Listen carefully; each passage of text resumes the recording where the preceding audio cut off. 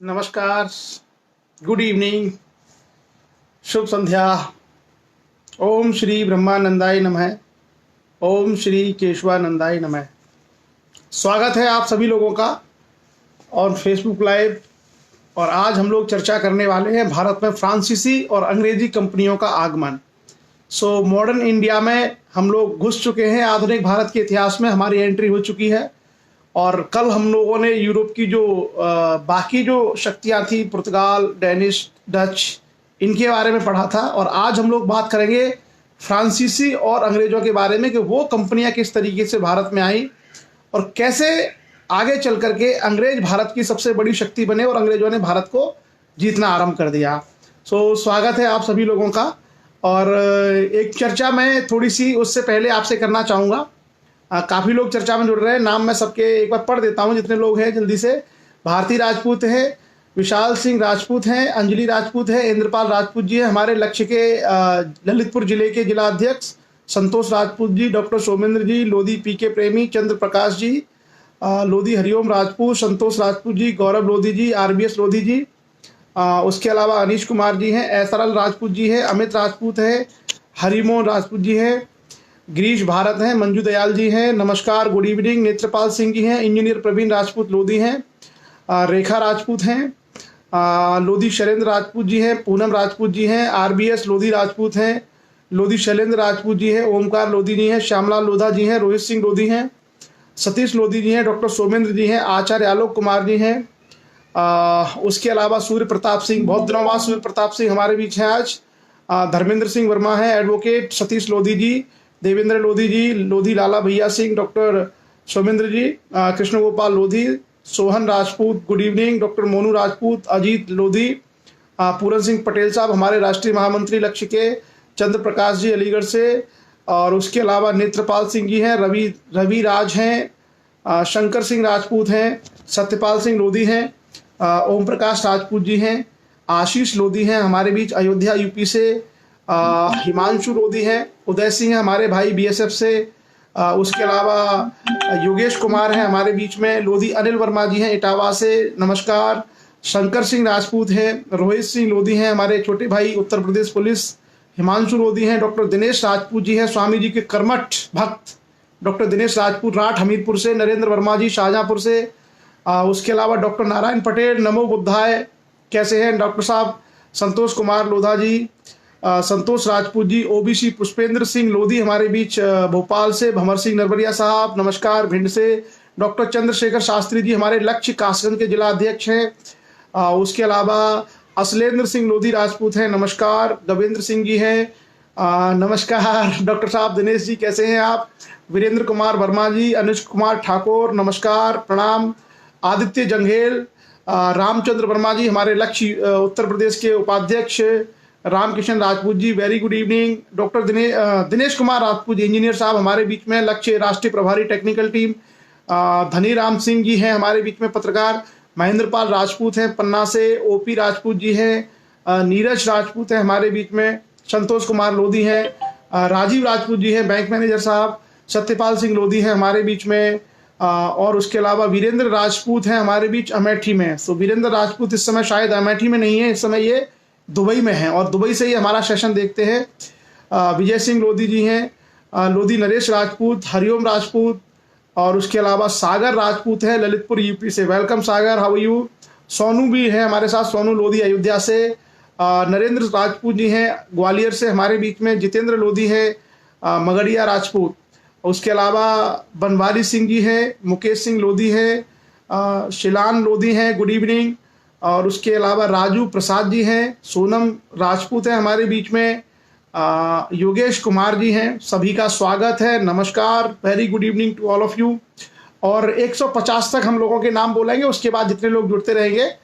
सर्वेश कुमार जी हैं, सर्वेश कुमार वर्मा, इंजीनियर दुष्यंत सिंह लोधी हैं हमारे बीच में, और उसके अलावा सुरेश कुमार जी हैं, राजेश कुमार राजपूत जी हैं, Gajendra Singh LSS, Gajendra all the best, thank you Gajendra, wonderful work, सबल सिंह नरबरिया साहब हैं, मुकेश सिंह राजपूत हैं चलिए उसके अलावा भाव परिवार बालाघाट से, हेलो भाव परिवार बालाघाट, सौरभ हाउ यू, कमल लोधी, कुंवर खूबचंद लोधी जी, उमा विश्वजीत लोधी जी हमारे बीच राठ से, जय हिंद राजपूत हैं। डॉक्टर विष्णु राजपूत रूस से हमारे बीच जुड़े हैं। सो वेलकम डॉक्टर साहब, वेलकम टू इंडिया। और हम भारत की तरफ से आपका स्वागत करते हैं और हमें उम्मीद है कि रूस में आप, रशिया में अच्छे तरीके से होंगे। रमेश वर्मा जी हैं, उसके अलावा डॉक्टर सौरभ राजपूत हैं एटा से, प्रदीप सिंह लोधी हैं, नमस्कार। अमित सिंह राजपूत हैं, चलिए मनोज वर्मा जी हैं। सो रवि राज हैं, रोहित राजपूत हैं हमारे बीच में, धर्मेंद्र सिंह आज़ाद हिंदुस्तानी, कमल लोधी जी हैं, कमलेश कुमार राजपूत जी हैं, हरदोई यूपी से पवन कुमार जी हैं, शिव सिंह आर राजपूत हैं हमारे बीच। चलिए बहुत बहुत धन्यवाद शिव सिंह। विजेंद्र ब्रिजेश राजपूत, प्रदीप राजपूत, राहुल सिंह लोधी सिंहपुरा से, नरेंद्र वर्मा जी नमस्कार। नरेंद्र जी हमारे लक्ष्य के जो है कासगंज से, पूरन वर्मा जी लोधी, देवेंद्र राजपूत, मुकेश सिंह लोधी, हिमांशु लोधी, यदुनंदन लाल लोधी। बाबूजी कैसे हैं आप? वेलकम, स्वागत है आपका। हरदोई से हमारे बीच में तारा चंद्र ढाका जी हैं हमारे बीच में, जय हिंद ढाका साहब। आशीष कुमार, अभिषेक कुमार, सुनील ठाकुर, ओम प्रकाश सिंगरौल जी, और उसके अलावा हमारे बीच में गौरव विशाल राजपूत हैं, राजपूत राहुल हैं हमारे बीच में, छत्री रविंद्र राजपूत, उसके अलावा चलिए सो ताराचंद ढाका जी सूरत से हैं, नमस्कार। गोविंद कुमार जी हैं, लोधी देवेंद्र राजपूत हैं, अभिराज हैं, अनिल कुमार सिंह जी हैं, ब्रजेश राजपूत जी हैं, पुरुषोत्तम राजपूत जी हैं, करण सिंह जी हैं, चलिए आशीष कुमार जी हैं, और धर्मवीर सिंह हैं डिबाई से, डिबाई बुलंदशहर से, ठाकुर ललित सिंह जी हमारे बीच में, और विनय लोधी हैं हमारे बीच में अयोध्या से। चलिए सो RBS लोधी जी, अभिषेक कुमार जी, अनार सिंह वर्मा जी नमस्कार। पुनः आप सभी लोगों का बहुत बहुत स्वागत है। और अब हम लोग अपना सेशन आरंभ करेंगे, क्योंकि अभी जो संख्या है वो 200 के आसपास हो चुकी है। 198 लोग हमारे सेशन में जुड़ चुके हैं। बाकी जिन लोगों के अंदर पेशेंस होगा, चकलेश लोधी, हेमलता लोधी जी, लोधी देवेंद्र जी, राम सिंह लोधी जी, योगेश कुमार जी, देवीराम राजपूत साहब, लोधी नरेश राजपूत जी। सो वेलकम, सभी का स्वागत है। नरेश राजपूत जी लोको पायलट हैं भारतीय रेलवे में, स्वागत है लोधी नरेश जी आपका। अनूप राजपूत, महेंद्र कुमार जी कटनी मध्य प्रदेश से हैं आप, पुष्पेंद्र लोधी जी, चलिए सो नेत्रपाल सिंह जी। अब हमारे बीच में 200 लोग जुड़ चुके हैं और हम चर्चा आरंभ करेंगे, और स्वागत है आप सभी लोगों का। इससे पहले मैं एक छोटी सी जानकारी आपके साथ में चर्चा करना चाहूंगा। दुनिया में जितने बड़े और महान संगठन बनते हैं, वो महान संगठन बहुत महान लोगों के मस्तिष्क की उपज होते हैं। ऐसे हर कोई आदमी संगठन नहीं बना सकता। कभी भी बहुत प्रभावशाली और जिन्होंने समाज की धारा को बदला है, ऐसे संगठन बहुत महान मस्तिष्क की उपज होते हैं। दुनिया भर के इतिहास को अगर आप देखेंगे तो आप पाएंगे जर्मनी में, फ्रांस में, इंग्लैंड में, अमेरिका में, भारत में जो बड़े बड़े संगठन बने हैं और उन संगठनों ने बहुत महत्वपूर्ण कार्य किए हैं, वो सारे संगठन बहुत महान लोगों की उपज होते हैं, उनके दिमाग की उपज होते हैं। और संगठनों के पीछे बहुत बड़ा त्याग होता है, और कभी भी जो वर्तमान पीढ़ी होती है वो उस संगठन से लाभान्वित कम होती है, उसके बजाय आने वाली पीढ़ियां उस संगठन से ज़्यादा लाभान्वित होती हैं। ये एक मेरा छोटा सा सजेशन है आप लोगों के, कि जो लोग भी संगठनों में कार्य करते हैं वो लोग कभी ये नहीं सोचे कि हम संगठन में पदाधिकारी बन गए तो हम ही को इसका लाभ मिले। नहीं, हमेशा कभी भी जब संगठन बनते हैं तो उसका उद्देश्य होता है कि आने वाली पीढ़ियां उससे लाभान्वित होंगी। पहली पीढ़ी को हमेशा त्याग और परिश्रम करना होता है, पहली पीढ़ी को हमेशा अपना सेक्रीफाइस करना होता है, अपना समय देना होता है। तो कुछ लोगों के अंदर अगर इस तरह की भावना है कि हम संगठन में पदाधिकारी बन गए और हम ही इसका लाभ लें, ऐसा नहीं होता है। हमेशा पहली वाली पीढ़ी को पिता की भूमिका निभानी होती है, उनको त्याग करना होता है, और जो आने वाली पीढ़ियां होती हैं वो उसका लाभ उठाती हैं। तो हमेशा जो लोग संगठनों में जुड़े हैं या जिनके मन में संगठनों के प्रति आस्था है, उनको ये ध्यान रखना चाहिए कि आपका त्याग, आपका समर्पण संगठन के प्रति आने वाली पीढ़ियों को लाभ पहुंचाएगा। और आप अगर ऐसे हो गए कि आपका अपना स्वार्थ जाग गया कि मुझे इसका लाभ मिले, तो आपके संगठन बहुत अल्पकालिक होते हैं, वो कभी भी फलीभूत नहीं हो सकते, ना ही कभी उनके परिणाम आ सकते। और हमेशा वही लोग कामयाब होते हैं जो बहुत लंबा विजन लेके चलते हैं। ऐसा नहीं कि हमें 5 साल में क्या करना है, हमको 50 साल में क्या करना है, 100 साल बाद क्या होगा। इतना जो लोग सोचते हैं, जिनकी दृष्टि इतना दूर तक जाती है, सिर्फ वही लोग काम कर पाते हैं, वही लोग समाज में एक ऐतिहासिक भूमिका निभा पाते हैं। जो लोग ये सोचते हैं कि 50 साल बाद हमारे समाज का क्या होगा, आज अगर हम ये काम करें तो ये 50, 60, 70, 80 साल बाद समाज की स्थिति क्या होगी, वही लोग एक विजन समाज के लिए दे पाते हैं। तो मैं सभी लोगों से, खास करके जिन लोगों के अंदर बहुत ज़्यादा स्वार्थ है या जो बहुत मायोपिक का मतलब होता है बहुत कम दूर तक जो देखते हैं, जिनके अंदर दूरदर्शिता नहीं है, छोटी सोच होती है कि मुझे मेरा पद, मैं संगठन में रहूं, मैं ये करूं और फिर मैं नहीं रहूंगा तो कुछ नहीं रहेगा इसका, इस तरह की सोच किसी भी समाज के लिए अच्छी नहीं होती है।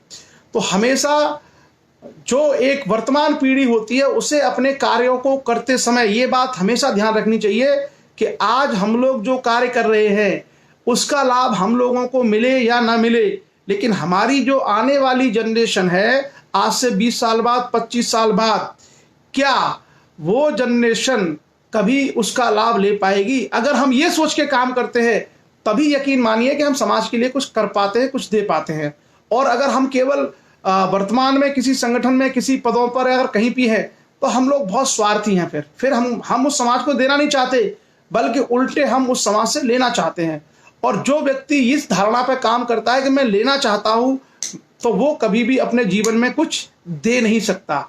और जो दे नहीं सकता, प्रकृति का नियम है, ईश्वर का विधान है कि जो दे नहीं सकता उसको वापस मिल नहीं सकता। जो पहले देगा, जो पहले त्याग करेगा उसी को मिलता है। आप त्याग करके देखिए, सम्मान आपको मिलेगा। जो व्यक्ति त्याग करेगा उसी को सम्मान मिलेगा, जो व्यक्ति सेवा करेगा उसको आदर मिलेगा। ये नियम है प्रकृति का। कई बार लोगों को लगता है कि ये हमारी बातें हैं, ऐसा नहीं है, ये पूरी दुनिया का विधान है। आप पूरे विश्व में कहीं भी अध्ययन करिए, जो त्यागी पुरुष होते हैं, जो दूरदर्शी पुरुष होते हैं, जो ज्ञानी पुरुष होते हैं, वो अपने कार्यों, अपने विचारों, अपने त्याग और अपने समर्पण से इतनी बड़ी छाप छोड़ जाते हैं कि फिर समाज उनका सम्मान स्वतः करने लगता है। तो हम लोगों को समाज के क्षेत्र में हमेशा इन बातों का ध्यान रखना चाहिए कि हम लेने के लिए काम कर रहे हैं या देने के लिए। और अक्सर बहुत सारे जो संगठन हैं, थोड़ी सी चर्चा मैंने इसलिए करना आवश्यक समझा कि मैंने देखा है कि बहुत सारी संख्या में लोग संगठन बनाते रहते हैं और उसके पीछे मकसद क्या होता है, जिस समाज में अशिक्षा ज़्यादा होती है वहाँ पर उसी के अनुपात में बेरोजगारी ज़्यादा होती है। अशिक्षा होगी तो बेरोजगारी होगी, बेरोजगारी होगी तो संगठन में काम करने के लिए आपको लोग मिल जाएंगे। ऐसे ही आप सोशल मीडिया पर डाल दीजिए कि तुमको इस संगठन का जिला अध्यक्ष बनाया जाता है, तुमको इस संगठन का जिला महामंत्री बनाया जाता है, क्योंकि बेरोजगारी है और बेरोजगारी के मूल में है अशिक्षा। तो जो व्यक्ति खुद अशिक्षित है या उसके पास हाई स्कूल, इंटर तक की केवल पढ़ाई लिखाई है, वो अपने पैरों पर भी नहीं खड़ा हो पाएगा, वो अपनी दाल रोटी का भी व्यवस्था नहीं कर सकता। क्यों? क्योंकि अपने पैरों पर खड़े होने के लिए उसको क्वालिफिकेशन चाहिए, योग्यता चाहिए और साथ ही साथ कोई टेक्निकल स्किल चाहिए। अब अगर उसके पास अपने लिए, अपने पैरों पर खड़े होने के लिए, अपनी दाल रोटी खाने के लिए भी कोई नौकरी नहीं है, कोई काम धंधा नहीं है, कोई रोजगार या कोई बिजनेस नहीं है, ऐसे आदमी को, ऐसे बेरोजगार युवा को आप उठा के बना दो अपने किसी संगठन का जिला अध्यक्ष या जिला महामंत्री, तो आप ये सोचिए, जो व्यक्ति खुद अपने पैरों पर खड़ा नहीं हो सकता, क्या वो समाज को खड़ा कर सकता है? जो व्यक्ति अपनी पढ़ाई लिखाई के दम पर अपने लिए दो रोटी की व्यवस्थाएं, अपने लिए रोजगार, अपने लिए नौकरी की व्यवस्था नहीं कर सकता, क्या वो समाज को खड़ा कर पाएगा? असंभव।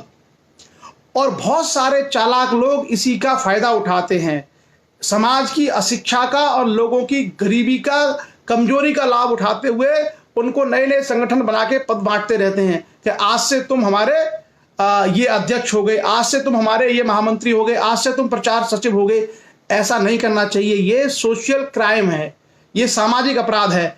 क्योंकि हम लोग समाज के साथ क्या करते हैं कि हम समाज में ऐसे बच्चे जिनको पढ़ना चाहिए, जिनको अपने पैरों पर खड़ा होना चाहिए, जिनको अपने माता पिता की मदद करनी चाहिए, ऐसे बच्चों को हम शिक्षा से वंचित करके अपने संगठन के नाम पर कि तुम हमारे साथ काम करोगे, तुम विधायक बन जाओगे, तुम जिला पंचायत बन जाओगे, बहुत सारे बच्चों के भविष्य को भटका देते हैं और पूरे के पूरे समाज के वातावरण में एक गलत परंपरा का और एक गलत जो तरंगे हैं, गलत ऊर्जा है, नेगेटिव एनर्जी को हम लोग भर देते हैं। तो ये चीजें बहुत ध्यान में रखनी चाहिए। और किसी भी समाज का संघर्ष अपने आप से ज्यादा होता है। अगर हम किसी व्यक्ति के ऊपर जाएं तो आप देखना कि किसी भी व्यक्ति का संघर्ष सबसे ज्यादा खुद से होता है। आपको लगता है हम लोगों में से कितने सारे लोग हैं जो एक दूसरे से मिले हैं? हम में से अधिकांश लोग एक दूसरे से नहीं मिले हैं। हम लोग सब अपने अपने जीवन में संघर्ष कर रहे हैं, अपने खुद के प्रति संघर्ष कर रहे हैं। किसी का नौकरी का संघर्ष है, किसी का परिवार का, किसी का किसी चीज का संघर्ष है। हम तो एक सोशल प्लेटफॉर्म के माध्यम से केवल आपस में जुड़े हुए हैं, लेकिन हमारे जो संघर्ष हैं वो अपने आप से सबसे ज्यादा है। तो जब हम अपने आप से संघर्ष करके कामयाबी के रास्ते पर चलने के लिए अपने आप को सक्षम नहीं बना सकते, तो किस तरीके से हम इन संगठनों के माध्यम से इस तरह की चीजें कर सकते हैं समाज में। और ये एक बहुत बड़ी समस्या नोटिस की गई है जब से सोशल मीडिया आया है। सोशल मीडिया ने क्या किया है कि समाज सेवा को अपने घर बैठ के करना सिखा दिया है। कुछ नहीं करना, आप अब 2-4 लोगों को जानते हैं, एक बात करिए और उसका नाम डालिए कि आज से रविंद्र सिंह राजपूत को जो है जिला महोबा का जिला अध्यक्ष बनाया जाता है। क्यों बनाया, क्या काम करोगे, आपके पास पैसा क्या है, खुद जो है रविंद्र सिंह राजपूत जी अपने पैरों पर खड़े हैं या नहीं है, उनके माता पिता के पास क्या भोजन की और घर की व्यवस्था है, क्या उनके घर में जो बच्चे हैं उनकी पढ़ाई की फीस जाती है, या उनकी कोई जवान बहन है उसकी शादी के लिए व्यवस्था है। ये सारे प्रश्नों को हम नहीं सोचते। ये सोशल मीडिया ने एक, जिसको बोलते हैं ना एक छद्म वातावरण क्रिएट किया है, फर्जी। उस फर्जी वातावरण में बहुत सारे लोगों के कैरियर डिस्टर्ब होते हैं, बहुत सारे लोग जो है अपने रास्तों से भटक जाते हैं। और किसी भी समाज के ज्ञानी और दूरदर्शी लोगों का काम यही होता है कि वो इस तरह की चीजों से समाज को सचेत करें। सबसे पहला काम है, मनुष्य के रूप में आपकी सबसे पहली जिम्मेदारी, आप अपने पैरों पर खड़े होइए। आप अगर पढ़ाई में अच्छे हैं तो पढ़ाई के माध्यम से करिए, किसी सर्विस में, प्राइवेट में, सरकारी में नौकरी में जाइए। अगर आप पढ़ाई में अच्छे नहीं है तो कोई हाथ का काम सीखिए, हाथ की दस्तकारी सीखिए, कोई दुकान खोलिए, 4 पैसे कमाइए, अपने माँ बाप की मदद करिए, अपने भाई बहनों की, अपने परिवार में जो छोटे बच्चे हैं उनकी मदद करिए। तब आप सोचिए कि मैं समाज सेवा करूं, मैं समाज का उद्धार करूं। आप खुद जो है रोटियों के लिए परेशान है। मैंने ऐसे कई सारे लोग देखे हैं जो खुद पढ़े लिखे नहीं है, जिनके खुद के पास खाना नहीं है, जिनके माँ बाप रोजाना जो है लड़ते हैं। ऐसे लोग आकर के ऐसे लोगों को लोग समाज सेवा के नाम पर पद बांटते फिरते हैं और वो एक बहुत बड़ा बर्डन बनते हैं समाज के ऊपर। और उसकी एक और बड़ी चीज क्या निकल के आती है जो मैंने नोटिस की है, एक बहुत बड़ी समस्या इसमें निकल के आती है कि अगर कोई बेरोजगार युवा किसी संगठन का, मान लीजिए ऐसे ही सोशल मीडिया से अगर उसको बना दिया कि तुम इस संगठन के ये हो, तो वो अपने स्टेटस को मेंटेन करने का प्रयास करेगा कि मैं तो भाई उसका जिला अध्यक्ष हूं। तो जिला अध्यक्ष भाई ऐसे जाएगा, पैदल तो लोग इज्जत नहीं करेंगे, तो वो सोचेगा कि बाइक से जाऊं, या सोचेगा कि अगर मेरे पास कोई गाड़ी है तो गाड़ी से जाऊं। अब अगर उसके पास बाइक और गाड़ी से वो जाता है और उसके पास पैसे कमाने का जरिया नहीं है, मान लो उसकी नौकरी नहीं है, कोई बिजनेस नहीं है, तो वो पेट्रोल खर्च करेगा, किसी जगह पहुंचेगा, बोलेगा मैं इस संगठन का जिला अध्यक्ष हूं, अपना प्रभाव जमाने के लिए, लेकिन उसकी खुद के सोर्स ऑफ इनकम है नहीं। तो अब वो जो पेट्रोल खर्च करके गया और जो सफेद रंग के कपड़े पहन के गया, चश्मा लगा के गया, मोबाइल हाथ में लेके गया, जो वो खर्चा कर रहा है, इस खर्चे को वो कहां से निकालेगा? क्योंकि उसके पास कोई भी सोर्स ऑफ इनकम नहीं है, उसकी ना नौकरी है, ना बिजनेस है, ना स्वरोजगार है। तो वो समाज के लोगों के बीच में जाके कहेगा कि मैं जो है फला अपने अध्यक्ष जी को बोलूंगा, राष्ट्रीय अध्यक्ष जी को, तुम्हारा काम करवाऊंगा, तुम मुझे इतने पैसे दे दो, मैं तुम्हारा काम करवा दूंगा। गांव ऐसे बहुत सारे मजबूर लोग होते हैं। मजबूर लोग क्या है, बोलते भैया हमारा कैसे भी काम करा दो। रोजाना झगड़े लफड़े गांव में आपने देखा होगा चलते रहते हैं। तो ऐसे लोगों की मजबूरी का फायदा उठा करके ऐसे लोग क्या कर देते हैं, समाज में दलाली शुरू कर देते हैं। क्या दलाली? कि तुम मुझे 5,000 रुपए दो और मैं इस 5,000 रुपए से राष्ट्रीय अध्यक्ष जी से बोल करके एसएचओ को फोन करवा दूंगा या एसडीएम को फोन करवा दूंगा, तुम्हारा जमीन का ये काम खत्म हो जाएगा। तो जो समाज में एक अनपढ़ आदमी था, एक बेरोजगार आदमी था, उसको आपने पढ़ाने लिखाने के बजाय, अपने पैरों पे खड़ा करने के बजाय क्या बनाया? दलाल। ऐसा दलाल जो समाज के मजबूर लोगों की मजबूरी का फायदा उठा के उनसे कुछ पैसे लेगा अपने राष्ट्रीय अध्यक्ष या अपने संगठन के नाम पर और कहेगा मैं तुम्हारा काम करा दूंगा। काम तो होगा नहीं। तो एक नया वर्ग पैदा होगा जो समाज के ही लोगों से दलाली करेगा। और फिर ऐसे में समाज के जो भोले भाले लोग होते हैं उनका भरोसा सच्चे और अच्छे समाज सेवियों से उठ जाता है। उनको लगता है यार वो आए थे जिला अध्यक्ष जी, वो हमसे 5,000 रुपए लेके गए और उन्होंने हमसे हमारा काम नहीं कराया, आप भी ऐसा ही करोगे। तो हम समाज में एक और नाकारा वर्ग को पैदा करते हैं। पहले ही बेचारा बेरोजगार है, पहले ही बेचारा अनपढ़ है, पहले ही बेचारा वो अपने पैरों पर नहीं खड़ा है, और हमने उससे कहा कि तुम हमारे जिला अध्यक्ष हो, और वो बैनर लगा के चला गया गाड़ी लेकर के और वहां से 5-6-10 हजार रुपए लेके आ गया। तो दलाल पैदा होते हैं, समाज के दलाल वर्ग, जो अपने ही समाज का जोंक की तरह शोषण करते हैं। वो देखते हैं कहीं आग लग गई तुरंत पहुंच गए। हमको दो, हम एसडीएम से कह के अभी तुम्हारी कार्रवाई करवाते हैं, हमको जरा 5,000 रुपए दे दो, हम पुलिस को बोल करके तुम्हारा काम करा देंगे। तो जो गरीब लोग हैं उनका वो शोषण करते हैं, किसके नाम पर? इन्हीं संगठनों के नाम पर। और ये किसी भी समाज के लिए बहुत ही नेगेटिव और बहुत ही खतरनाक स्थिति होती है। और ये सारी चीजें संभवतः आप सब लोगों ने देखी होंगी, महसूस की होंगी। इसलिए आपने देखा होगा कि ग्रामीण समाज में बहुत कम लोग समाज सुधार का जब आप काम करेंगे तो आपको सहयोग करने को तैयार होते हैं, क्योंकि वो बेचारे भुक्तभोगी होते हैं। अगर किसी गांव में एक आदमी के साथ आपने छल कर दिया, किसी एक आदमी को आपने धोखा दे दिया, तो पूरे गांव को ये समझ में आ जाता है कि यार वो संगठन के लोग आए थे और हमें लूट के ले गए। तो पूरे गांव के लोगों की धारणा ये बन जाती है कि इस तरह के लोगों से दूर रहना चाहिए, ये सब झूठे होते हैं, मक्कार होते हैं, दलाल होते हैं। इस तरह की चीजें समाज में क्यों पनपती हैं?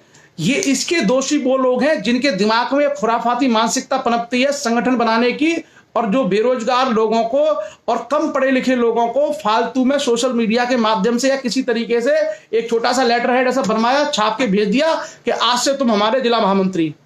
तो ये जो सारी चीजें हैं, ये एक्चुअली क्या है? ये समाज की समस्याएं हैं। हम लोग जब तक इन समस्याओं पर मंथन नहीं करेंगे, जब तक इन पर रिसर्च नहीं करेंगे, तब तक हम इन समस्याओं की तह में नहीं जा सकते।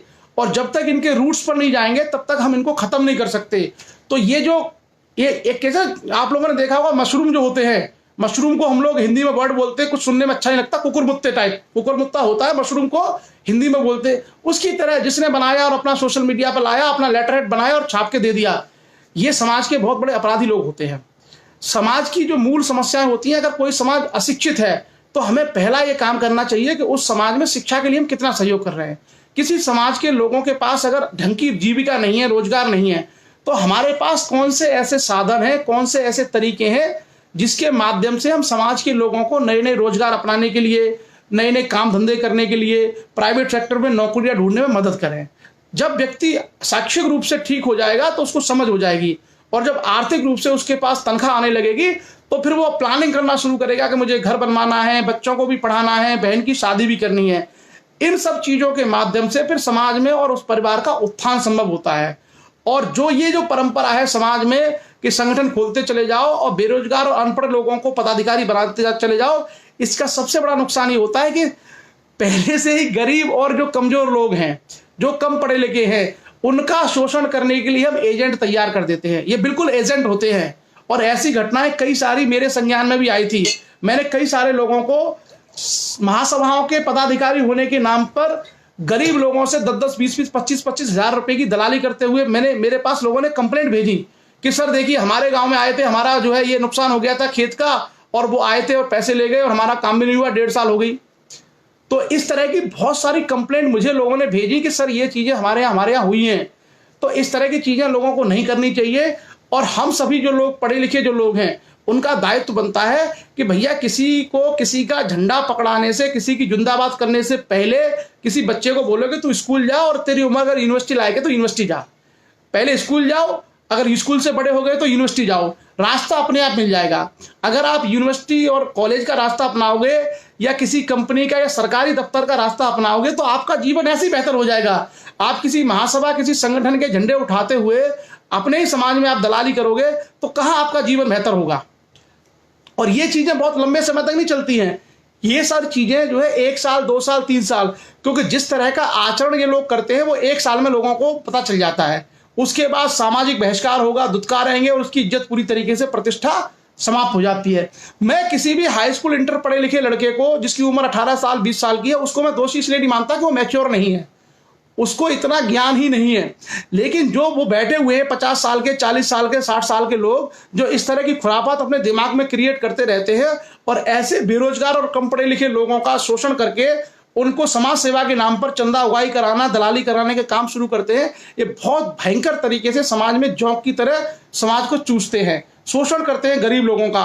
और गरीब लोग क्या है, बेचारे इनके झांसे में आ जाते हैं। एक पुलिस वाला आ जाता है तो गांव के लोग डर जाते हैं और यही हमारे जो पदाधिकारी जाके उनको बोलते हैं कि हम तुम्हारा काम करा देंगे। तो इस तरह की चीजें समाज में पढ़े लिखे लोगों को संज्ञान में रखनी चाहिए और उनको सदैव रोकने का प्रयास करना चाहिए। हाँ, पढ़ने की अगर आपकी कोई इच्छा है, एजुकेशन की इच्छा है और वो बच्चा कहता है कि साहब मुझे पढ़ना है, उसकी हम कितनी मदद करें, ये हमारे लिए महत्वपूर्ण है। जरूरी नहीं है कि हम पूरी फीस लें, हम उसको बोलें कि भैया तुम्हें हम उनका पता दे रहे हैं, उनसे मिल लो, वो तुम्हें गाइड कर देंगे। अच्छा चलो एक काम करो, वहां से तुम्हें किताब मिल जाएगी, उनसे बात कर लो। हमें इस तरह के कार्य करते रहने चाहिए। हमेशा अपने सबसे पहले अगर आपको समाज का काम करना है और राजनीति का भी काम करना है, मान लीजिए किसी की राजनीति की भी इच्छा है, तो सबसे पहले अपनी एजुकेशन हासिल करिए। व्यक्ति का अपने पैरों पर खड़े होने का सबसे बड़ा आधार है उसकी शिक्षा। जो जितना ज्यादा शिक्षित होगा वो उतना ही ज्यादा अपने पैरों पर खड़ा होगा, पहला।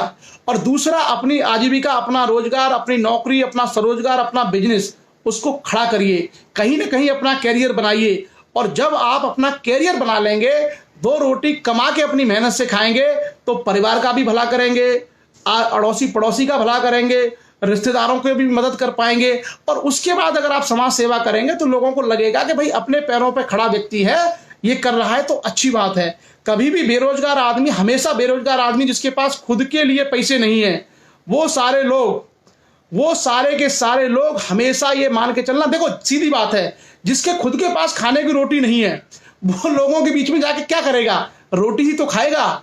और जब उसको बाहर की रोटी खाने की आदत लग जाएगी तो मेहनत करने की आदत छूट जाएगी, वो परिश्रम नहीं करेगा।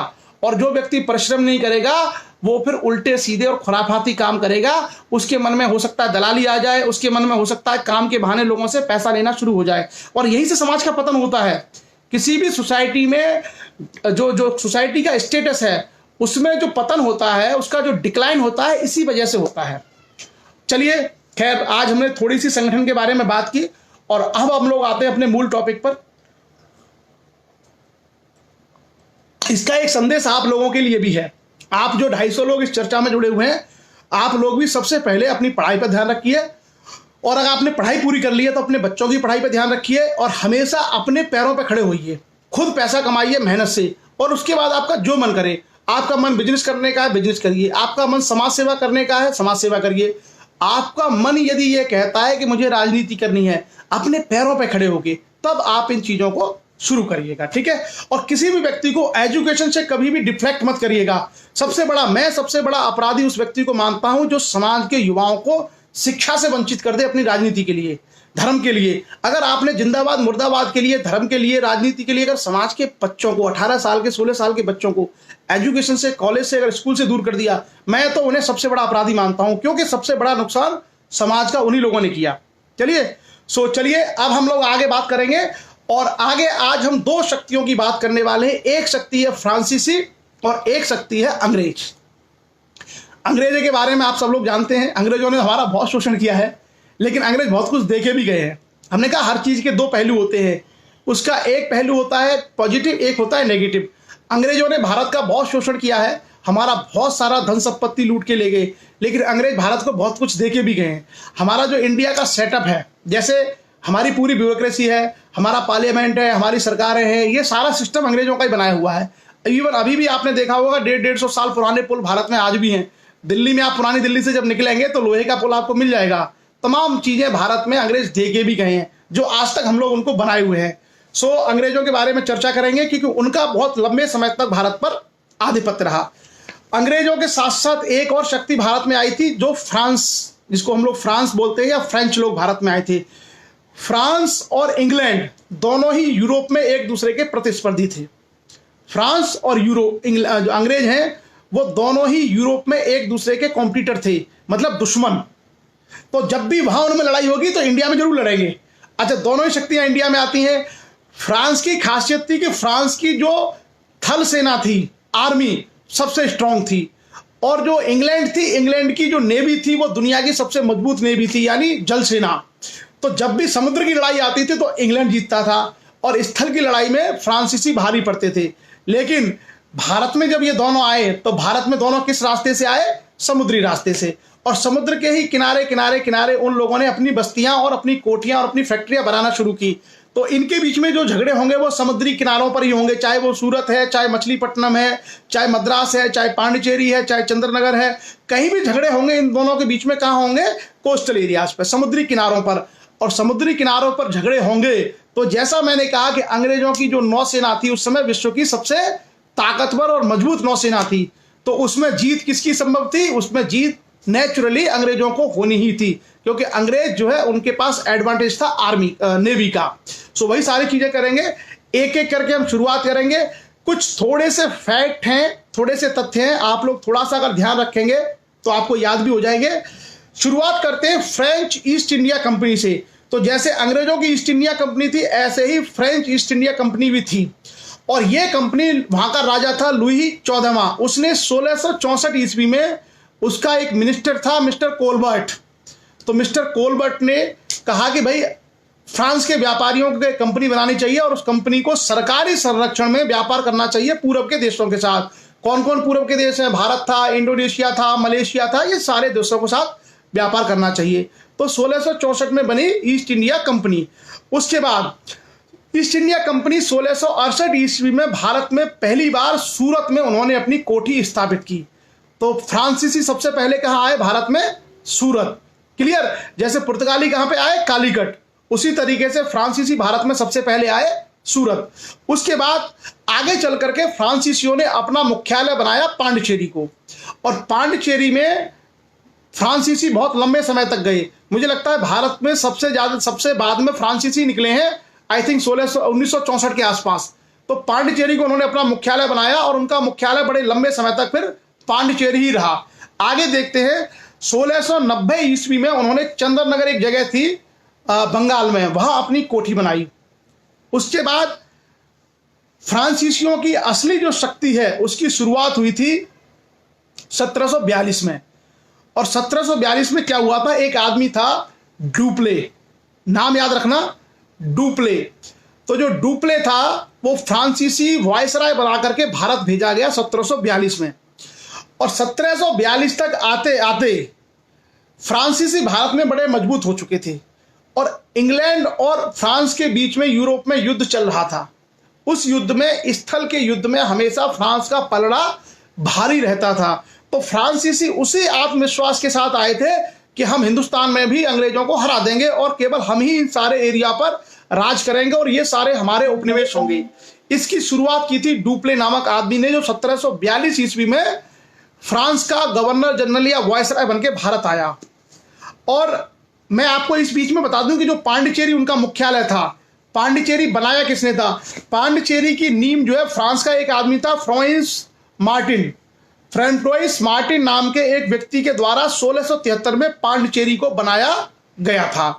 और 1721 ईस्वी में फ्रांसीसियों ने मॉरिशस पे कब्जा कर लिया था और उसके अलावा माहे और कराईकाल जो है उस पर कब्जा कर लिया था।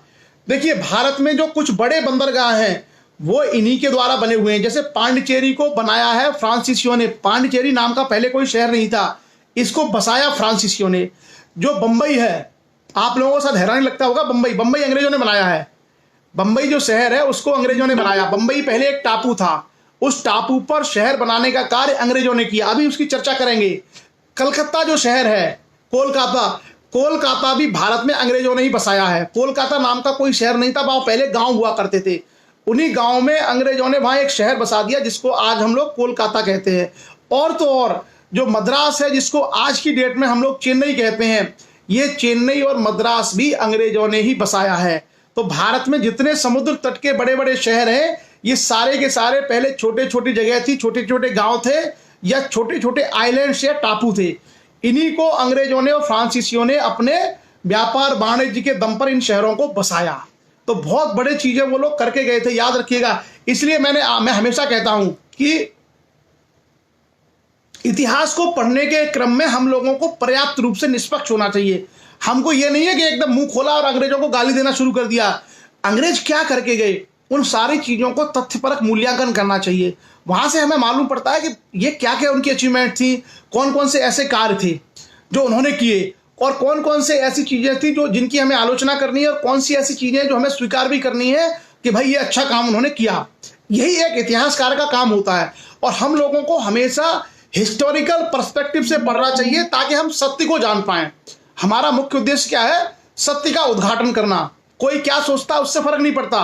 अगर किसी को लगता है कि किसी राजा के बारे में, किसी व्यक्ति के बारे में उनकी धारणा नेगेटिव है, रहने दीजिए। हमारा काम है निरपेक्ष रूप से उसका मूल्यांकन करना ताकि हम सत्य को जान पाए और अपने आप को ऐसे प्रिपेयर कर पाए कि कभी अगर सामना पर किसी कंपटीशन एग्जाम में या किसी मंच पर बुद्धिजीवियों को बैठने के साथ में अगर चर्चा करनी पड़े तो क्लियरली हम बता पाए। अब आगे चलते हैं, डुप्ले के बारे में जानेंगे कि डुप्ले ने क्या क्या काम किए। तो कुछ कुछ फैक्ट है, आप लोग थोड़ा ध्यान से सुनिएगा। डुप्ले पहला फ्रांसीसी अधिकारी था जिसके मन में यह इच्छा जागृत हुई कि क्यों ना भारत में राज्य कायम किए जाएं, क्यों ना भारत में एक अपने राज्य कायम किए जाएं। और इसी दौरान 1744 में रॉबर्ट क्लाइव नाम का एक अंग्रेज अधिकारी भारत आया। Robert Clive. तो जब डुप्ले 1742 में आया और उसके 2 साल बाद अंग्रेजों ने भी अपना एक अधिकारी भारत भेजा जिसका नाम था रॉबर्ट क्लाइव। और इस रॉबर्ट क्लाइव ने डुप्ले की सारी उम्मीदों पर पानी फेर दिया। आगे हम देखेंगे कि किस तरीके से रॉबर्ट क्लाइव ने अर्काट का घेरा डाला था और किस तरीके से रॉबर्ट क्लाइव ने प्लासी के युद्ध में सिराजुद्दौला को हरा दिया था। तो रॉबर्ट क्लाइव क्या था, बहुत तेज तर्रार अधिकारी था अंग्रेजों का, और उसने डुप्ले की जो योजना थी कि भारत में फ्रांसीसी राज्य कायम किया जाए, भारत के राजाओं की लड़ाई का फायदा उठाते हुए, उस सारी योजना पर रॉबर्ट क्लाइव ने पानी फेर दिया। आगे चर्चा होगी कि किस किस तरीके से इनके बीच में संघर्ष हुआ। अंग्रेज और फ्रांसीसियों के बीच में जो प्रतिस्पर्धा है, इसकी शुरुआत हुई थी कर्नाटक के साथ, कर्नाटक के युद्धों के साथ में। और कर्नाटक को लेकर के 3 बार युद्ध हुआ। कर्नाटक को लेकर के अंग्रेजों में और फ्रांसीसियों के बीच में 3 बार युद्ध हुआ। पहले युद्ध में अंग्रेज शामिल नहीं थे, लेकिन उन्होंने सपोर्ट दिया था वहां के नवाब को। दूसरे युद्ध में फ्रांसीसी और अंग्रेज भिड़े, अंग्रेजों को कामयाबी मिली। और तीसरी लड़ाई में अंग्रेजों ने निर्णायक रूप से फ्रांसीसियों को हरा दिया। और उसके बाद फ्रांसीसी भारत छोड़ करके मतलब पांडिचेरी तक सीमित हो गए और पूरे भारत में एक तरीके से ईस्ट इंडिया कंपनी का राज स्थापित होता चला गया। इसकी हम लोग चर्चा करेंगे और देखेंगे किस तरीके से। तो पहला जो कर्नाटक वॉर है, पहला जो कर्नाटक युद्ध है, वो 1746 से लेकर के 1748 के बीच में लड़ा गया। इस युद्ध में क्या हुआ था, ये एक तरीके से ऑस्ट्रिया एक जगह थी यूरोप में। आज भी यूरोप में एक देश है जिसका नाम है ऑस्ट्रिया, और ऑस्ट्रिया की राजधानी है वियना। आप लोगों ने सुना होगा, ऑस्ट्रिया एक देश है, ऑस्ट्रिया की राजधानी है वियना। और वियना, ये जो ऑस्ट्रिया में क्या हुआ था कि वहां का उत्तराधिकार का एक झगड़ा शुरू हो गया कि कौन राजा बनेगा ऑस्ट्रिया का। उसके लिए फ्रांस चाहता था कि हमारी पसंद का व्यक्ति राजा बने, और इंग्लैंड चाहता था कि ऑस्ट्रिया का राजा उनकी पसंद का हो।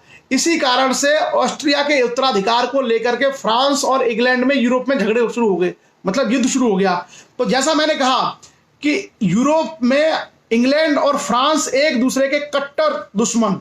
तो जैसे ही झगड़ा वहां शुरू हुआ, जैसे यूरोप में लड़ाई शुरू हुई, ऑटोमेटिक ये लड़ाई भारत में भी शुरू हो गई। तो ऑस्ट्रिया के उत्तराधिकार, भारत का कोई लफड़ा नहीं था। जो पहला कर्नाटक युद्ध हुआ, इसमें भारत का कोई मामला नहीं था। ये केवल ऑस्ट्रिया का जो उत्तराधिकार का युद्ध था यूरोप, उसका विस्तार मात्र था। और ये दोनों शक्तियां यहां भी भिड़ गई एक दूसरे से, लड़ाई हुई।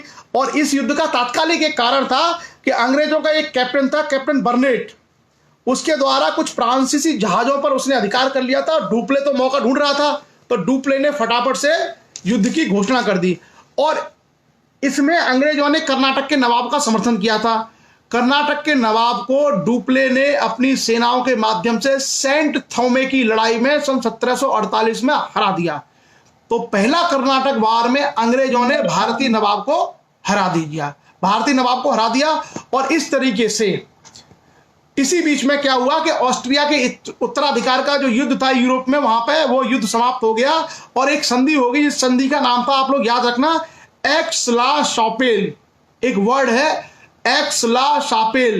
एक्स ला शापेल की संधि के माध्यम से ऑस्ट्रिया के उत्तराधिकार का युद्ध यूरोप में समाप्त हो गया। तो जैसे ही वहां युद्ध समाप्त हुआ यूरोप में, भारत में भी समाप्त हो गया ऑटोमेटिक। लेकिन जो पहला कर्नाटक वॉर था, पहला जो कर्नाटक युद्ध था, इस युद्ध में फ्रांसीसियों ने भारत के नवाब को हरा दिया, कर्नाटक के नवाब को। इससे इस युद्ध का परिणाम तो कोई खास नहीं रहा, लेकिन इससे भारतीयों की कमजोरी जाहिर हो गई, क्योंकि फ्रांसीसी सेना बहुत छोटी थी और नवाब की सेना बहुत बड़ी थी। तो डुप्ले वो आदमी था जिसने भारत की सत्ता की चाबी यूरोपियन को बता दी।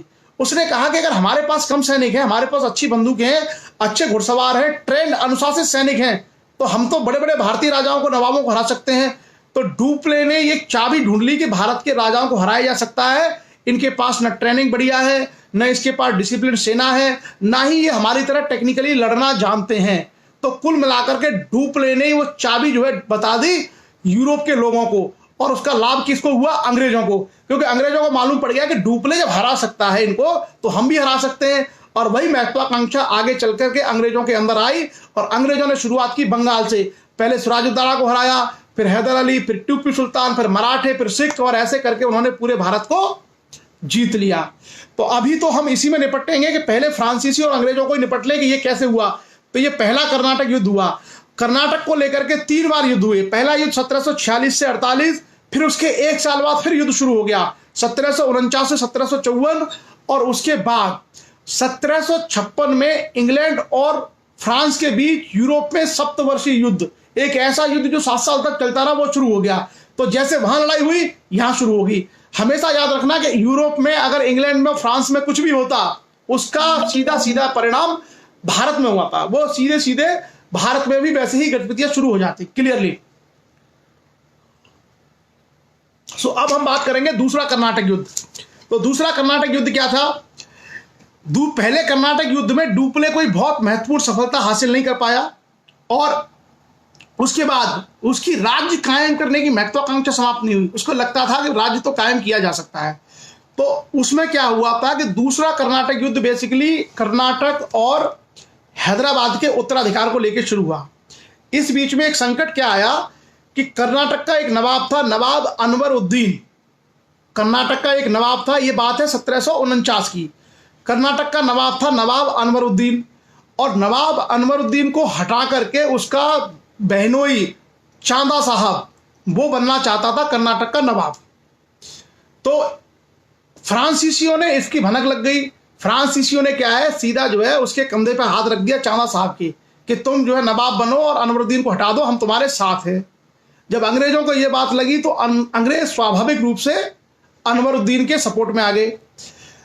दूसरा झगड़ा किसको लेकर के था? हैदराबाद को लेकर। हैदराबाद में आपने देखा कि हैदराबाद में तब तक जो है निजामों की सत्ता स्थापित हो चुकी थी। तो हैदराबाद का जो निजाम था, जो उसको नवाब कहते थे, उसका नाम था, हैदराबाद के नवाब का नाम था आसफ जाह। और नवाब आसफ जाह की 1749 में मृत्यु हो गई। तो जब उसकी मृत्यु हुई तो उसकी गद्दी के 2 दावेदार हो गए। एक तो आसफ जाह का जो खुद का पुत्र था, उसका नाम था नासिर जंग। नासिर जंग खुद नवाब बनना चाहता था, और एक नासिर जंग का भतीजा था, मतलब आसफउद्दौला का पोता, उसका नाम था मुजफ्फर जंग। तो वो भी बादशाह बनना चाहता था। इसी कारण से फ्रांसीसियों को मौका मिल गया। फ्रांसीसियों ने क्या किया कि नासिर जंग के बजाय मुजफ्फर जंग का पक्ष लेना शुरू किया। तो कर्नाटक में कर्नाटक के नवाब को हटा करके फ्रांसीसी चाहते थे कि चांदा साहब बन जाए, और हैदराबाद में उत्तराधिकारी की जो समस्या खड़ी हुई, वहां फ्रांसीसी चाहते थे कि जो आसफ जाह का जो पुत्र है नासिर जंग, वो नवाब न बने, बल्कि आसफ जाह का जो पोता है वो फ्रांसीसियों का मतलब एक तरीके से उसका संपर्क था फ्रांसीसियों से, उसका नाम था मुजफ्फर जंग। तो फ्रांसीसी चाहते थे कि मुजफ्फर जंग उसका नवाब बने, और इन दोनों में यही झगड़ा था। अंग्रेजों को लगा कि अगर डुप्ले की चाल कायम हो गई, अंग्रेजों को लगा कि अगर फ्रांसीसियों के समर्थक लोग नवाब बन गए कर्नाटक के और हैदराबाद के, तो ये तो हमें सागर से खदेड़ देंगे, तो हम कहां से व्यापार कर पाएंगे। तो अंग्रेजों ने इनडायरेक्टली नवाब अनवरुद्दीन को और नासिर जंग को सपोर्ट करना शुरू कर दिया।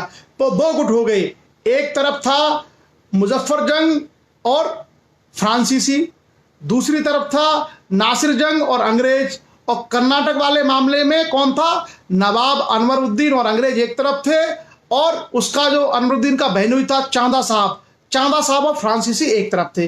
खैर, लड़ाई शुरू हुई, और लड़ाई में फ्रांसीसियों ने सबसे पहले कर्नाटक के नवाब अनवरुद्दीन को मार डाला, और अनवरुद्दीन को मार करके उन्होंने चांदा साहब को बना दिया कर्नाटक का नवाब। क्लियर? और जो उसका जो बेटा था अनवरुद्दीन का, उसका नाम था, उसके बेटे का नाम मैं सोचता हूं, अनवरुद्दीन के बेटे का नाम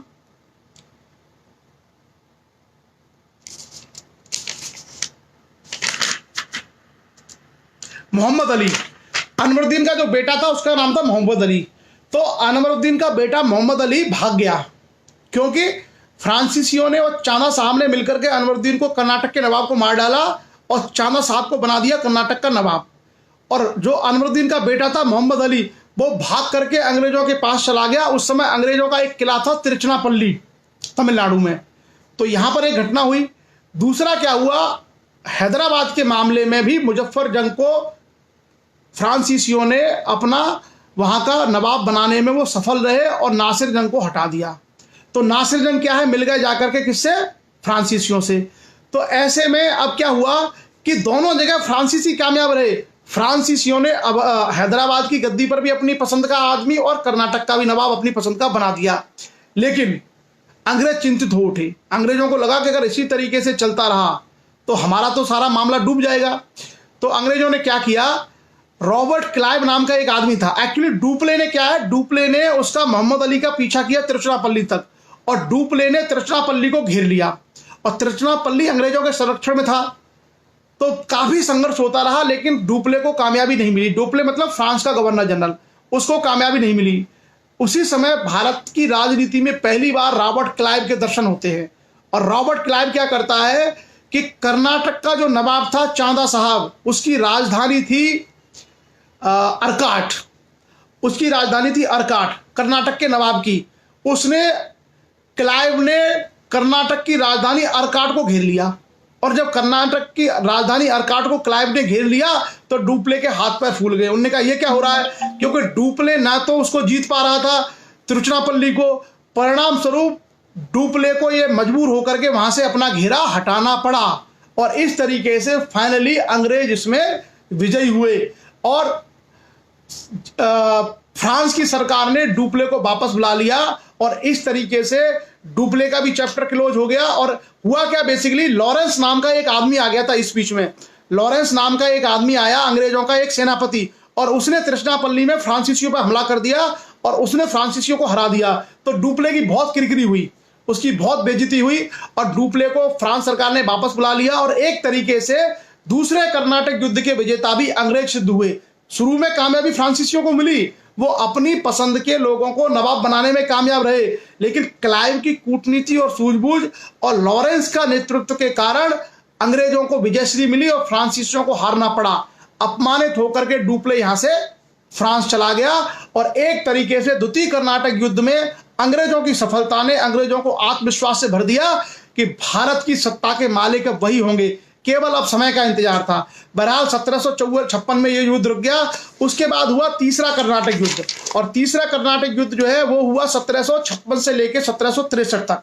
1756 से 1763, और ये कुछ नहीं था, यहाँ कोई झगड़ा नहीं था, यहाँ छुटपुट झड़पें इनमें होती रहती थी। ये झगड़ा था यूरोप का। यूरोप में फ्रांसीसियों में और अंग्रेजों के बीच में एक सप्तवर्षीय युद्ध शुरू हो गया जो 7 साल तक लड़ा गया, जिसकी तिथि थी 1756 से लेकर 1763। तो जैसा मैंने कहा कि यूरोप में जब फ्रांस में और अंग्रेजों में युद्ध, इंग्लैंड में युद्ध शुरू हुआ तो भारत में होना ही था, तो भारत में युद्ध शुरू हुआ। और इन्हीं युद्धों में 1760 ईस्वी में एक बड़ा युद्ध लड़ा गया भारत में, जिसको भारतीय इतिहास में कहते हैं वांडीवास की लड़ाई। आप लोग याद रखना, 1760 की वांडीवास की लड़ाई।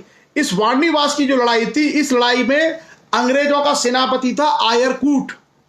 और आयरकूट के नेतृत्व में अंग्रेजों ने फ्रांसीसियों को निर्णायक रूप से भारत में हरा दिया, बुरी तरीके से हरा दिया 1760 में।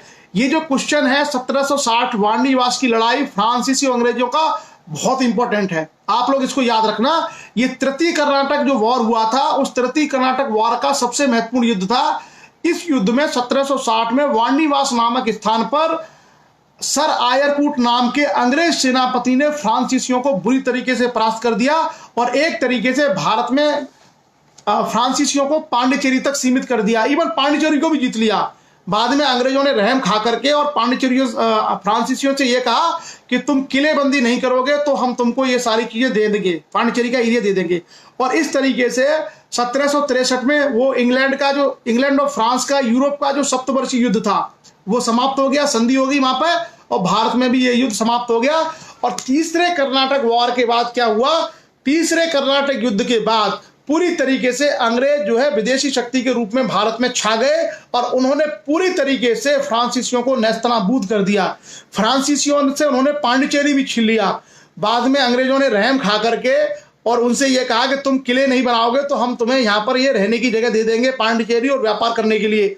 तो बाद में चल के आप देखते हैं कि पांडिचेरी जो है किसके पास रहा, फ्रांसीसियों के पास रहा, और वो 1964 तक उनके पास बना रहा।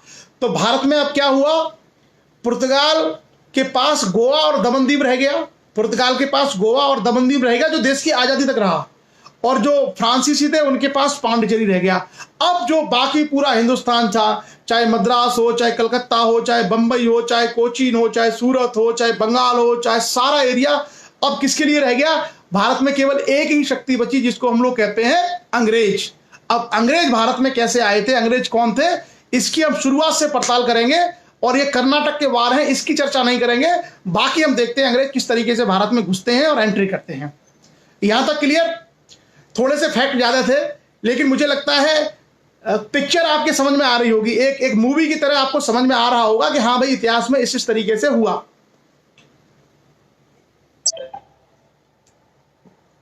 चलिए, तो अब हम बढ़ते हैं आगे अंग्रेज। तो कल जैसा मैंने आपको बताया था कि 31 दिसंबर सन 1600 ईस्वी को इंग्लैंड में ईस्ट इंडिया कंपनी की स्थापना हुई थी। सन 1600 31 दिसंबर 31 दिसंबर 1600 को ईस्ट इंडिया कंपनी की स्थापना हुई थी इंग्लैंड में। और जॉन वॉट और जॉर्ज वाइट करके दो लोग थे जिन्होंने ईस्ट इंडिया कंपनी बनाई थी। इस ईस्ट इंडिया कंपनी ने एक एप्लीकेशन दिया था ब्रिटेन की महारानी को। उस समय ब्रिटेन की महारानी थी 1600 में एलिजाबेथ टेलर। जब एलिजाबेथ टेलर ब्रिटेन की महारानी थी, उसी समय हिंदुस्तान का बादशाह था अकबर। क्लियर। भारत का बादशाह उस समय अकबर था और ब्रिटेन की महारानी का नाम था एलिजाबेथ टेलर। तो उन्होंने एप्लीकेशन दिया ईस्ट इंडिया कंपनी के जो संस्थापक थे कि भाई हमको पूरब के साथ ट्रेड विद ईस्ट, मतलब इंडिया नहीं, ट्रेड विद ईस्ट, जिसमें इंडिया भी था, मॉरिशस भी था, इंडोनेशिया भी था, मालदीव भी था, उसके अलावा आपका मलेशिया भी था, और जितने भी ईस्टर्न कंट्री थे उन सारे कंट्रियों के साथ में ट्रेड करने का उन्होंने एक रिक्वेस्ट, एक एप्लीकेशन दिया। तो ब्रिटेन की महारानी एलिजाबेथ टेलर ने 15 साल का चार्टर दिया। चार्टर मतलब एक तरीके से अनुमति पत्र, और उनको एक अनुमति पत्र दिया, किसको, ईस्ट इंडिया कंपनी को, कि तुम लोग जाओ और जाकर के व्यापार कर सकते हो, लेकिन तुम जो व्यापार करोगे व्यापार तुम्हारा होगा। अगर कोई क्षेत्र तुम जीत लेते हो तो वो क्षेत्र इंग्लैंड का माना जाएगा। क्लियर। वो क्षेत्र किसका माना जाएगा, इंग्लैंड का माना जाएगा। तो जैसे पुर्तगाल की कंपनी थी, फ्रांस की कंपनी थी, डेनिश कंपनी थी, ये सारी कंपनियां व्यापार करने के लिए भारत और पूर्वी देशों में आई थी, सेम उसी तरीके से ईस्ट इंडिया कंपनी भी भारत में व्यापार करने के लिए आई थी।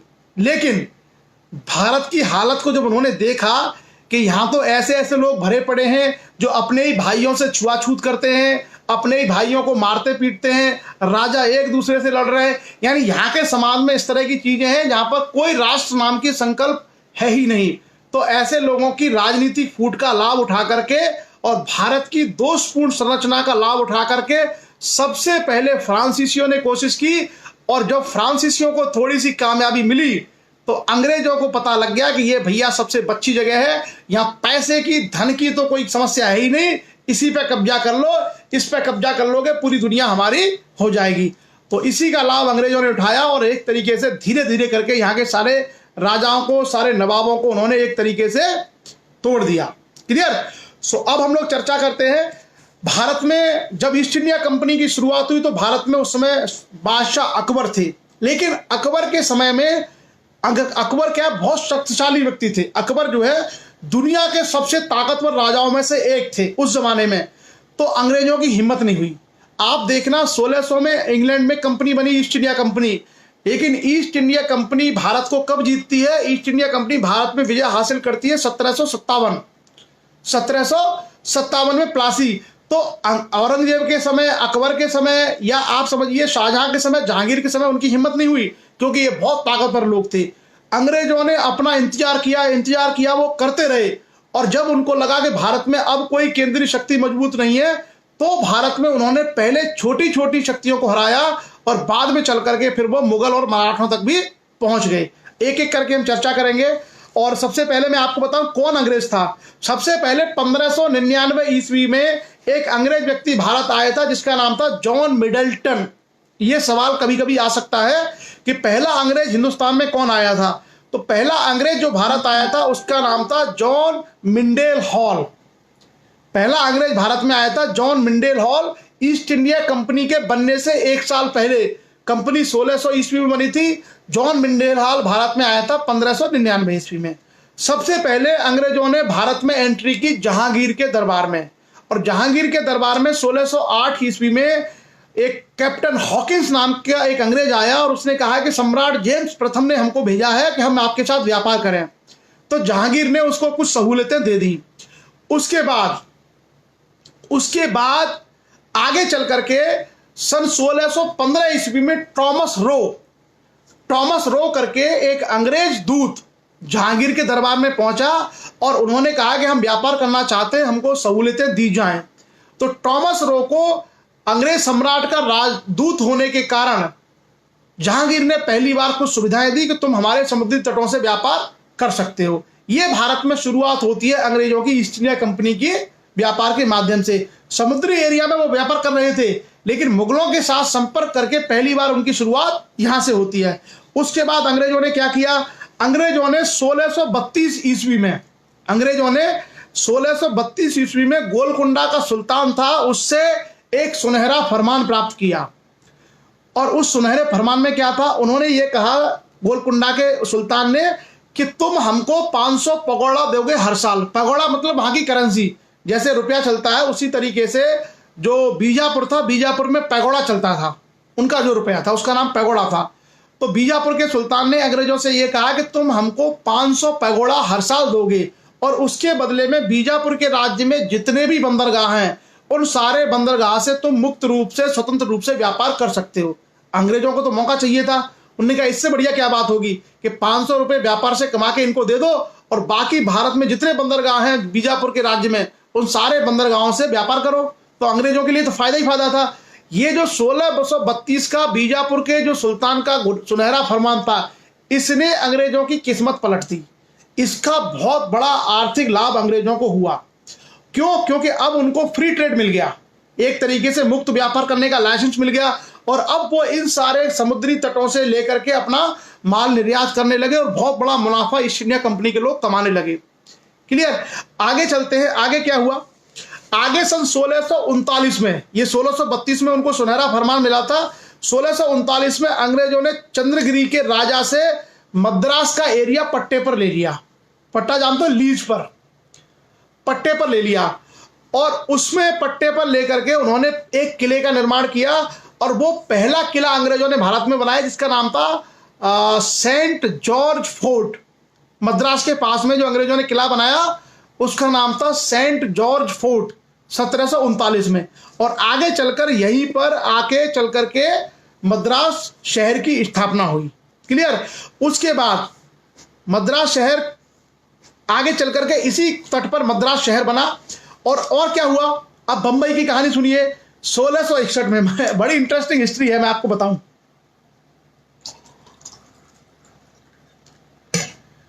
1661 में क्या हुआ? यूरोप में एक घटना घटी। यूरोप में क्या घटना घटी कि पुर्तगाल की एक राजकुमारी थी कैथरीन और इंग्लैंड का राजकुमार था चार्ल्स द्वितीय।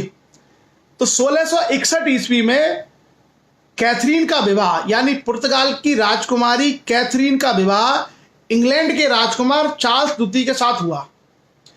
और जैसे ही पुर्तगाल की राजकुमारी का विवाह अंग्रेजों के राजा के साथ हुआ, पुर्तगाली बड़े दानी थे, उन्होंने कहा भैया आज से बंबई तुम्हारा।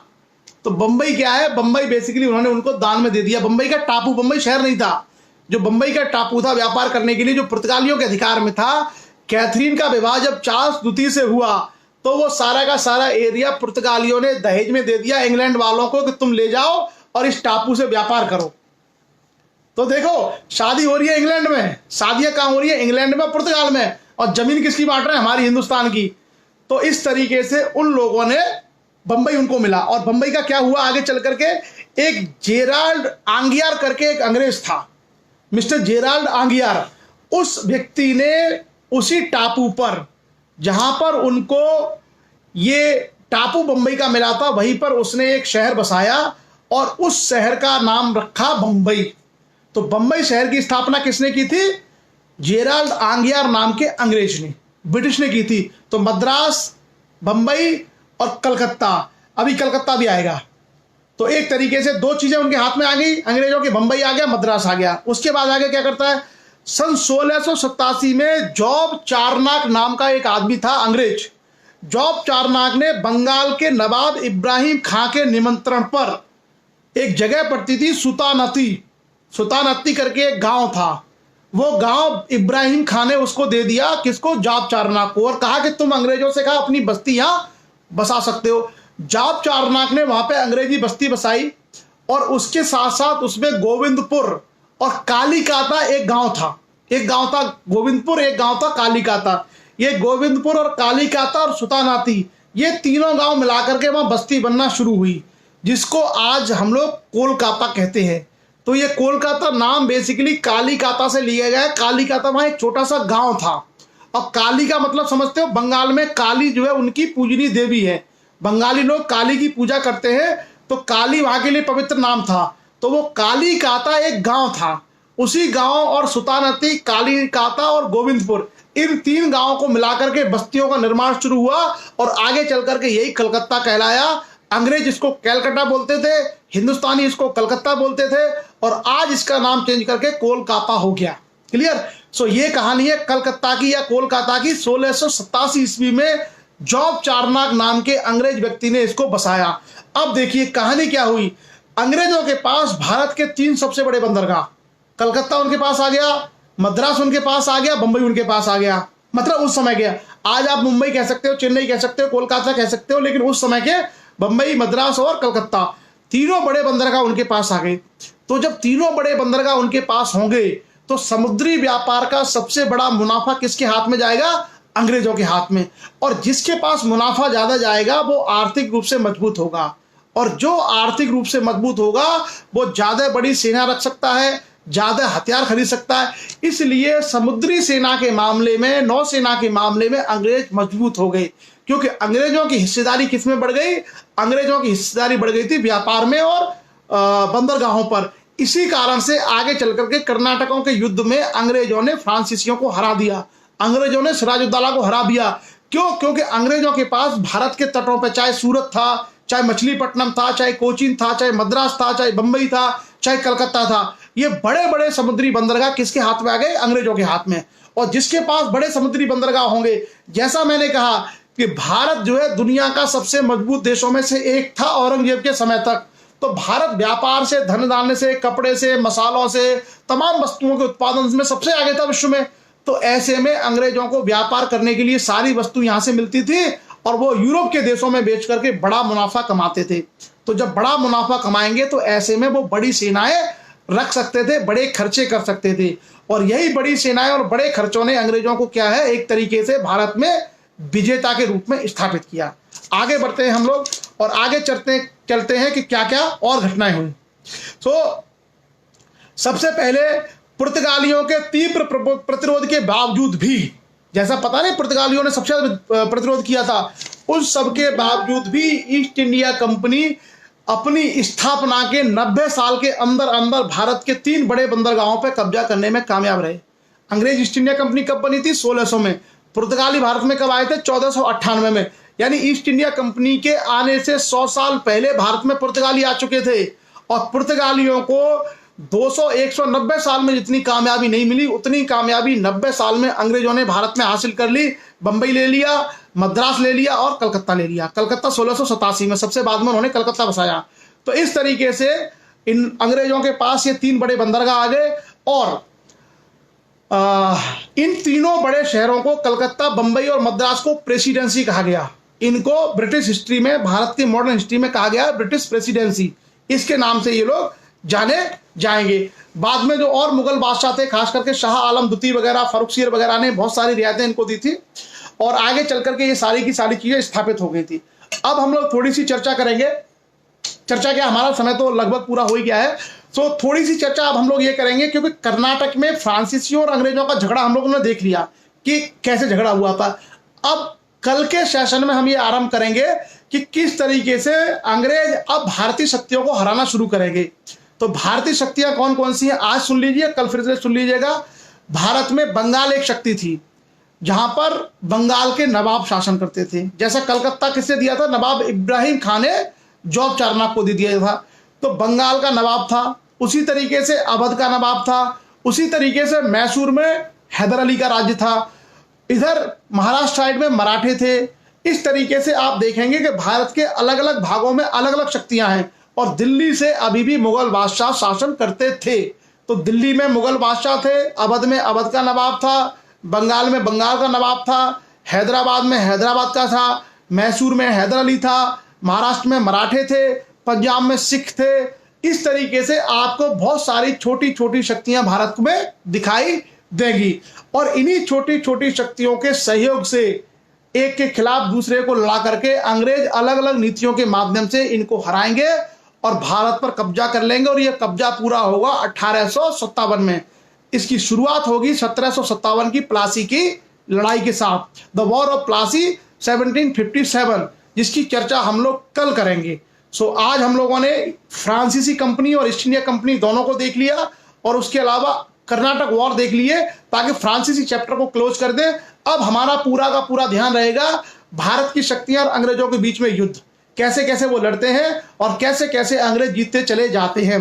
तो पहले हम एक क्रम में चलेंगे 1857 तक, जहां अंग्रेज भारत पे कब्जा कर लेंगे, और उसके बाद हम फिर देखेंगे कि जब अंग्रेजों का कब्जा भारत पे हो रहा है, इसी दौरान भारत के राजाओं के द्वारा भारत को आजाद कराने के लिए, चाहे राजा हो, चाहे किसान हो, चाहे आदिवासी हो, वह किस तरीके से भारत को आजाद करने के लिए प्रयास करते हैं।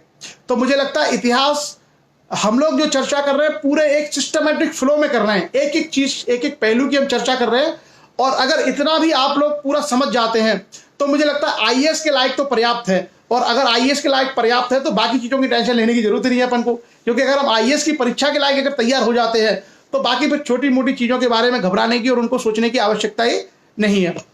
सो आज की क्लास उम्मीद है आपको पसंद आई होगी, और अब हम लोग आज की क्लास को यही विराम देते हैं। आप सभी लोग चर्चा में जुड़े, 200 से ऊपर लोग चर्चा में रहे, और अधिकांश समय 150 से ज्यादा लोग हमेशा सेशन देखते रहे। ये जो आज का सेशन है थोड़ा सा जटिल है। जटिल क्यों है? क्योंकि इसमें फ्रेंच और जो इंग्लैंड की जो इंग्लिश एंग्लो फ्रेंच जो कंपटीशन है, Carnatic wars, we have discussed about the Carnatic wars, the competition between the Britishers and the French. So आप अगर इसको शेयर कर देंगे तो ये उन बच्चों को मिल जाएगा जिनको कोई कंफ्यूजन होता है किस चीज को लेकर के, कि फ्रांसीसी अंग्रेजों के संबंध कैसे थे, कौन पहले आया, किसने जीता, कहां लड़ाई हुई। तो आप लोग प्लीज दूसरे बच्चों की सुविधा के लिए इसको शेयर करते रहिए, और जितने ग्रुप्स में आप इसको भेज सकते हैं भेजते रहिए, ताकि बच्चे इसको सेशन को सुन करके पढ़ते रहें और उनका कॉन्सेप्ट क्लियर होते रहे। क्योंकि मैं काफी मेहनत करके ये चीजें बनाता हूं ताकि लोगों को बहुत इजीली, बहुत आसानी से समझ में आ जाए। सो चलिए, बहुत बहुत धन्यवाद आप सभी लोगों का, अपना समय निकाला। और मुझे लगता है कि आप लोगों का खाने का भी समय हो गया होगा, काफी लोग लेट हो गए। और कल सुबह एक सरप्राइज है, कल का जो मॉर्निंग सेशन है, मॉर्निंग सेशन में एक बड़ा सरप्राइज है, वो कल ही हम आपको बताएंगे। तो आज की चर्चा हम लोग यहीं विराम देते हैं। आप सभी लोग चर्चा में जुड़े, उसके लिए आप सभी लोगों का पुनः बहुत बहुत आभार। थैंक यू, गुड नाइट, शुभ रात्रि, जय हिंद।